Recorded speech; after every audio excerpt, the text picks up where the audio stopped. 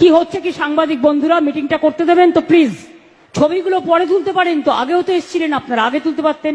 মমতা ব্যানার্জির যদি আগের মতো দম থাকতো, শিলাদিত্যর মতো প্রশ্ন করার জন্য গ্রেপ্তার করেছিল। আজকে যারা করেছে একজনের টিকিটা ছুঁয়ে দেখুন, তাহলে বুঝবো মমতা বন্দ্যোপাধ্যায়ের দম আছে। অশনি সংকেত 11-র আগে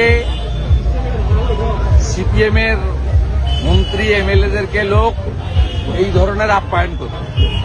সবচেয়ে বড় কথা, মানুষ ভয় কাটিয়ে ফেলেছে। মুখ্যমন্ত্রী মানে তিনিও একজন সাধারণ মানুষ।